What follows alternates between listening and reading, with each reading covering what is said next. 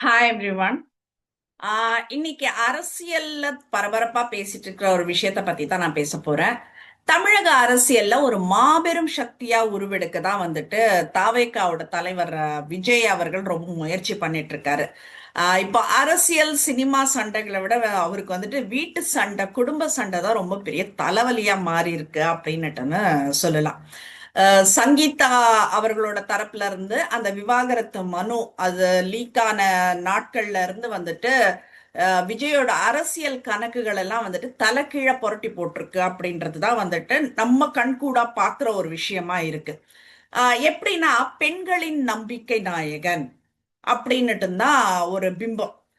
விஜய் தன்னோட அரசியல் பயணத்தை தொடங்குறப்பவே அவருக்கு ரொம்ப பெரிய பலமா அமைஞ்சது அவரோட ஃபேமிலி மேன் கேரக்டர்.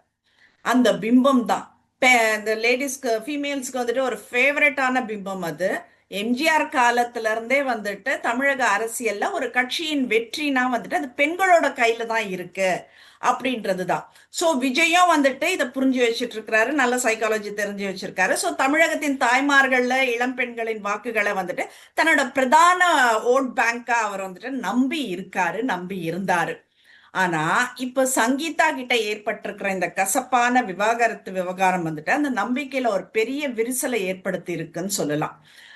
ஒரு குடும்பத்தையே ஒழுங்கா வழி நடத்த தெரியாதவர், ஒரு மனைவியை கொடுமைப்படுத்தியவர் எப்படி பெண்களை பாதுகாப்பார்?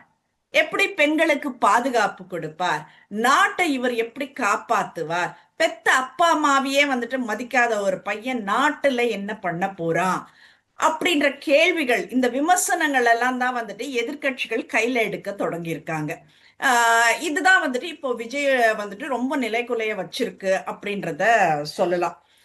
நீங்க கிராமப்புறங்கள்ல பார்த்தனா பெரிய வயசான அம்மாக்கள்ல பாட்டிகள் ஓட்டுகள் எல்லாம் விஜய் ரொம்ப எதிர்பார்த்துட்டு இருந்தாங்க. சினிமால ஒரு நல்ல மகனா, நல்ல கணவனா வலம் இருந்த ஒரு பிம்பம் இப்ப இந்த விவாகரத்து வழக்கால சிதைஞ்சிடுமோ அப்படின்ற பயம் என்ன சொல்றது, அந்த கட்சி கூடாரத்திலேயே நிலவி இருக்கு. சங்கீதா ரொம்ப கோபமா இருக்கிறாருன்றதும் நல்லாவே தெரியுது.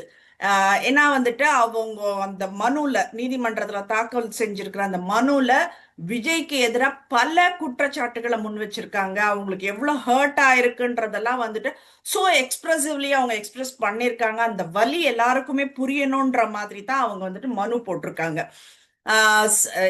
இதுக்கே இவ்வளோ இம்பாக்ட் இருக்கும்போது சங்கீதா ஒருவேளை ஒருவேளை பிரஸ் மீட், பத்திரிகையாளர்களை சந்திச்சா தனது தரப்பு நியாயங்கள் எல்லாம் ஒரு எமோஷனலா அழுது பேசிட்டாங்கன்னா அது பெண்கள் மத்தியில பெரிய அனுதாப அலைய உருவாக்கும். அது நேரடியா விஜயோட அரசியல்ல இமேஜ் டேமேஜ் இல்ல, ஒட்டுமொத்த இது கரியரின் உச்சத்தில்ன்ற மாதிரி எல்லாம் அந்த ஒட்டுமொத்த பிம்பத்தை சுக்கு நூறாக்கிடும் அப்படின்றதுதான் சொல்லணும். இதுல ஒரு சில பெண்கள் அப்படின்ற என்ன சோகால் பெண்களை நான் இதுல இருந்து விளக்கிக்கிறேன். ஏன்னா அவங்க நாங்க தேவைனாக்க விஜய்க்கு அக்காவா இருப்போம், தங்கையா இருப்போம், வேணும்னாக்க மனைவியா கூட இருப்போம்னு சொல்ற பெண்கள் எல்லாம் நான் சோகால் பெண்கள்னு சொல்லியிருக்கேன். நான் we don't want to talk about such cheap characters அப்படின்றத நான் விட்டுடுறேன். நான் ஸோ நம்மளுக்கு சங்கீதாவோட பெயின் மட்டும் தான் நம்ம பேசுறோம், விஜயோட அரசியல் பத்தி பேசுறோம். விஜய்க்கு நான் என்ன சொல்றது, நம்ம மனைவியா இருக்க அக்காவாவும் இருக்க தயாரு, தங்கையாவும் இருக்க தயாரு, மனைவியாவும் இருக்க தயாருன்னா அது என்ன அர்த்தத்துல சொல்லுதுங்கன்னே தெரியல நம்மளுக்கு. நாமெல்லாம் மனிதர்கள் அப்படின்றத நம்ம ஞாபகம் வச்சுக்கணும். விலங்குகள் கிடையாது, ஐந்தறிவு படைத்த விலங்குகள் கிடையாது எல்லா கேரக்டரும் நம்ம பிளே பண்றதுக்கு. சோ அம்மானா அம்மா தான், மனைவினா மனைவி தான். ஊர்ல இருக்கிறவங்க எல்லாம் மனைவி ஆகிட முடியாது. சோ இப்ப இந்த சங்கீதா இந்த மனுல சொல்லி இருக்கிறது என்னன்னாக்க, தமிழக வெற்றி கழக தலைவர் விஜய் விவாகரத்து கோரி அந்த மனு போட்டிருக்காங்க. அவங்க செஞ்சிருக்கிற அந்த மனுல நடிகை ஒருவருடன் அந்த திருமணம் மீறிய உறவு, எக்ஸ்ட்ரா மேரிட்டல் அஃபேர் விஜய்க்கு 2021ல இருந்து இருக்கு. மீன்ஸ் 2021ல எனக்கு தெரிய வந்துச்சு. அது ரொம்ப வலியும் மன உளைச்சலையும் தந்தது. இது துரோகம் மற்றும் இந்த திருமணம் மேல நான் வச்சிருக்கிற அந்த நம்பிக்கையை மீறதுக்கு சமம். நெருக்கடி ஏற்படும் பட்சத்தில், எனக்கு ஏதாச்சும் ஒரு நெருக்கடி ஏற்படும் பட்சத்தில், அந்த நடிகைக்கும் எனது கணவருக்கும் இருந்த அந்த திருமணம் கடந்த உறவை வெளிப்படுத்தும் ஆதாரங்கள் வழங்குவேன். சோ ஷி இஸ் பக்கா வித் ப்ரூஃப்ஸ். ஓகேங்களா? அடுத்தது, திருமணத்தை மீறிய இந்த உறவை தட்டி கேட்டதால வீட்டுல எனக்கான உரிமைகளை விஜய் நிறுத்திட்டாரு, நிறைய ரெஸ்ட்ரிக்ஷன்ஸ் போட்டாரு. இந்த இந்த எக்ஸ்ட்ரா மேரிட்டல் அஃபேரை வந்துட்டு 2021 ஏப்ரல்ல எனக்கு தெரிய வந்தது. இதை நான் கண்டுபிடிச்ச அப்புறம் இரக்கமே இல்லாம அந்த உறவை தொடர்ந்தாரு. இதனால நான் மனசளவுல ரொம்ப பாதிக்கப்பட்டிருக்கேன். ஜஸ்ட் என்ன சொல்றது, வாக் ஆன் ஷூஸ். உங்களுக்கு புரியும் அதோட வலி எப்படி இருக்கும்னு. தன்னோட புருஷன் வந்து இன்னொரு பெண்ணோட இருக்கும் போது சினிமா நடிக்கிறாருனாக்கா அது வேறங்க. அது வாழ்க்கை பகிர்ந்துக்கிறாங்கனாக்கா அந்த பெண்ணோட வலி எப்படி இருக்கும்னு கொஞ்சம் யோசிச்சு பாருங்க. அந்த நடிகையோட உறவை வந்துட்டு முருத்தி மீன்ஸ் வில் பிரேக் தட் ரிலேஷன்ஷிப்னுட்டு இவர் ப்ராமிஸ் பண்ணியும் கொடுத்துருக்காரு. பட் திருந்தவே இல்லை. ஸோ 2021ல இருந்து என்ன தனியா வாழணும் அப்படின்னு தான் வந்துட்டு ஒரு இது போட்டாரு, நிபந்தனை போட்டாரு. எவ்வளவு கஷ்டமான ஒரு விஷயம் தெரியுங்களா இதெல்லாம். இப்போ அடுத்தது, விஜயுடன் அடிக்கடி வந்துட்டு வெளிநாடுக்கு போறாங்க. அங்க எடுக்கிற அந்த போட்டோஸ் எல்லாம் வந்துட்டு அந்த நடிகை வந்துட்டு சோசியல் மீடியால ஷேர் பண்றாங்க. அது என்னையும் எனது குழந்தையும் ரொம்ப மன உளைச்சலுக்கு ஆளாக்கி இருக்கு. ஆனா அந்த போஸ்டுக்கெல்லாம் வந்துட்டு விஜய் எந்த அப்ஜெக்ஷனும் சொல்லாமல் இருக்காரு. சோ இது மறைமுகமா ஆதரிக்கிறதா தானே அர்த்தம். சோ என் கணவரோட இன்னொரு பெண்ணு புகைப்படங்களை எடுத்து வெளியிடுறது எனக்கும் என் பிள்ளைங்களுக்கும் அவமானம் கண்டிப்பாங்க. இன்னார் வைஃப் இன்னார் ஹஸ்பண்ட்னு சொல்லிட்டு ஒரு சொசைட்டில இருக்கும் போது ஒரு கம்பேரிசன் பாக்குறப்போ ஒரு கில்ட்டி, அது என்ன சொல்றது, எனக்கு அது ரொம்ப கொடுமையான ஒரு விஷயங்க. அது பசங்களுக்கு எவ்வளவு அவமானமா இருக்கும். தன்னோட அம்மா இருக்க வேண்டிய இடத்துல யாரோ ஒரு நடிகை இருக்கா, அப்போ தனக்கு எவ்வளவு ஒரு வலி கொடுத்துருக்கோம். குட்டி குழந்தைங்க கிடையாதுங்க, பெரிய பெரிய பசங்க. சோ அது வந்துட்டு ரொம்ப அவமானத்தை தருது. தேவைப்பட்டா இவரோட விஜயோட சேர்த்து அந்த திருமணத்தை உரிய உறவில் இருக்க அந்த நடிகையை வந்துட்டு வழக்குல சரி இரண்டாவது எதிர்மனுதாரரா சேர்ப்பேன் அப்படின்ட்டுன்னு அதுல சொல்லியிருக்காங்க. சங்கீதாவை சமாதானப்படுத்த முடியுமா, இல்ல இந்த விவகாரம் அரசியல்ல எதிரொலிக்காம பார்த்து கொள்வாரா விஜய் அப்படின்றதுதான் வந்துட்டு ஒரு பெரிய கான்வர்சேஷன்ஸோ இல்ல என்னமோ ஏதோ ஒன்று அங்க ஒரு மீட்டிங் போயிட்டு இருக்குது. இது ரொம்ப ஆலோசனை நடந்துட்டு வருது அப்படின்னு வச்சுக்கோங்களேன். இந்த விவாகரத்து வந்துட்டு ஒரு தனிப்பட்ட விஷயம்தான், ஒரு பிரைவசி, பிரைவேட் எல்லாம். கொஞ்சம் பேர் அடுத்தவங்க பாத்ரூம்ல எட்டி பார்க்காதீங்க, என்ன அடுத்தவங்களோட பிரைவசிய பத்தி பேசாதீங்க எல்லாம் சொல்றீங்க, ஓகே தான்.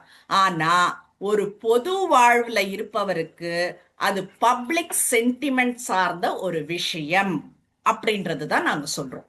வந்துருச்சு வெளியில, இது எதிர்பார்க்கலாம் அவங்க. சோ இந்த பெண்கள் ஓட்டுகள் எல்லாம் சரிஞ்சாக்கா டிவிகேவோட வெற்றி வாய்ப்பு ஒரு எட்டா கனியா இருக்கும் அப்படின்றது நல்லா அப்பட்டமா தெரியும். இப்ப சங்கீதா கிளப்ப போற அந்த புயல் விஜயோட அரசியல் படக சாய்க்குமா, இல்ல அது வந்துட்டு அவர் சமாளிச்சு அந்த கரை சேருவாரான்றத வந்துட்டு பொறுத்திருந்துதான் பார்க்கணும் அப்படின்னுட்டுன்னு சொல்றேன். இதுல என்னன்னாக்கா அவங்க ரொம்ப பர்பஸா வந்துட்டு ரொம்ப என்ன சொல்றது, இனிஷியேட்டிவ் எடுக்கிறது என்னன்னாக்கா அந்த நடிகையோட பேரை ரிலீஸ் பண்ண வேண்டாம் அப்படின்னுட்டுன்னு சங்கீதாவை சமாதானப்படுத்த முயற்சி பண்றாங்க, அந்த டேமேஜ் கண்ட்ரோல் பண்றதுக்கு முயற்சி பண்றாங்கன்னுட்டுன்னு நான் கேள்விப்பட்டேன். செங்கல்பட்டு நீதிமன்றத்துல கிளப்பிய அந்த ஒரு டைவர்ஸ் மனு வந்துட்டு பனையூர் முதல் டெல்லி வரைக்கும் அதிர்வலங்களை ஏற்படுத்தி இருக்கு. இது வெறும் சினிமா கிசுகிசுவா இருந்தாக்கா விஜய் வழக்கம் போல சைலண்ட் மோடுக்கு போயிருப்பாரு. ஆனா இப்ப அவர் வந்துட்டு ஒரு அரசியல் கட்சியின் தலைவர். 2026 சட்டமன்ற தேர்தல் காலத்துல பெண்கள் ஓட்டு தான் தனக்கு வெற்றிக்கு அச்சாணின்னுட்டுன்னா அவருக்கு நல்லாவே தெரியும். இப்ப அந்த கூடாரத்துக்கு ஒரு டேமேஜ் கண்ட்ரோல் பணிகள் வந்துட்டு ரொம்ப மின்னல் வேகத்துல நடந்துட்டு இருக்கு. கட்சி நிர்வாகிகளுக்கெல்லாம் வந்துட்டு ஒரு உத்தரவு போட்டிருக்காங்க. சங்கீதா மனு தாக்கல் செய்த செய்தி வெளியில வந்ததுல இருந்தே இப்போ இவர் புசி ஆனந்த் தான் வந்துட்டு மாவட்ட நிர்வாகிகளுக்கெல்லாம் வந்துட்டு ஒரு வாட்ஸ்அப்ல ஒரு சர்க்குலேஷன் அனுப்பியிருக்காரு. யாரும் சர்க்குலர் அனுப்பியிருக்காரு. யாரும் வந்துட்டு சமூக வலைதளங்கள்ல இது குறித்து கருத்து சொல்லக்கூடாது, டிவி விவாதங்கள்ல பங்கேற்க கூடாது, விஜயை ஆதரிச்சு பேசுறேன்னுட்டுன்னு ஏதாச்சும் உளறி கிளறி வைக்காதீங்க, தவறா பேசினா அவங்க கட்சியில இருந்து உடனடியா தவறி பேசினாக்க அவங்க கட்சியில இருந்து உடனடியாக நீக்கப்படுவீங்க அப்படின்னுட்டுன்னு சொல்லியிருக்காங்க. ஸோ கட்சியோட அனுமதி இல்லாம எந்த எதிர்வினையும் ஆற்றக்கூடாதுன்னுட்டுன்னு ரொம்ப உறுதியா சொல்லியிருக்காங்க.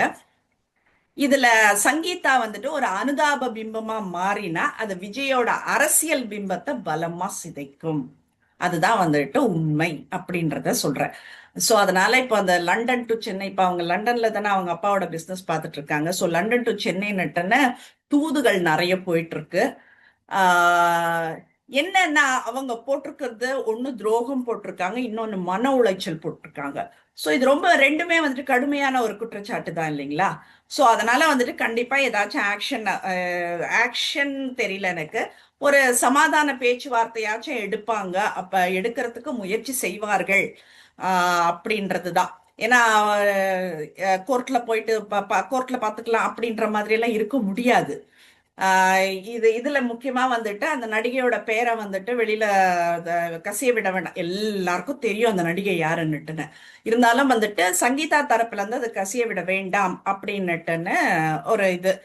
ஆனா சங்கீதா இன்கேஸ் வந்துட்டு ஒரு பிரஸ் மீட் கொடுத்தாங்க அப்படின்னாக்கா டோட்டலா க்ளோஸ் ஆயிடும்.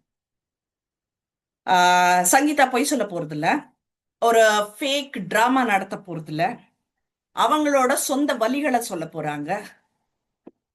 அது எமோஷ்னலா ஒரு பெண் வந்து, ஏன்னா எல்லா பெண்களும் வரமாட்டாங்க இதை சொல்றதுக்கு முன்னாடி.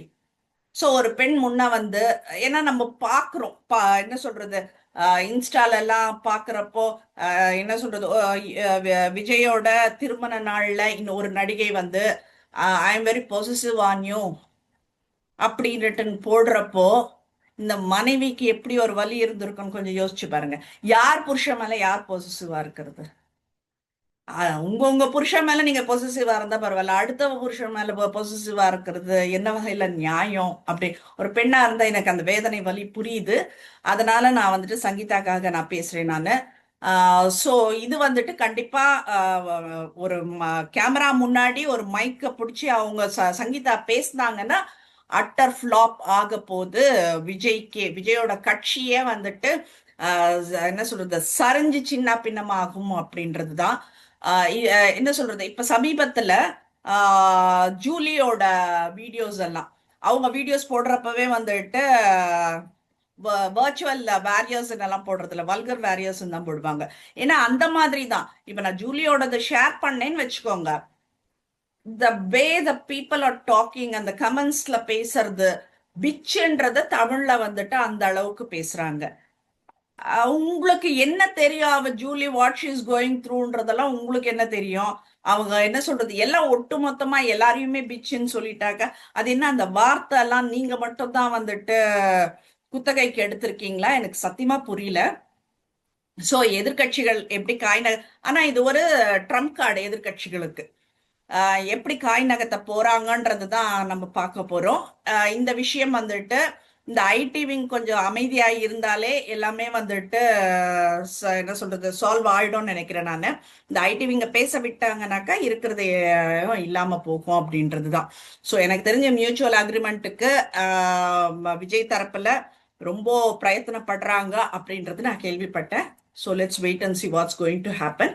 What ever happens, I stand with Sangeetha.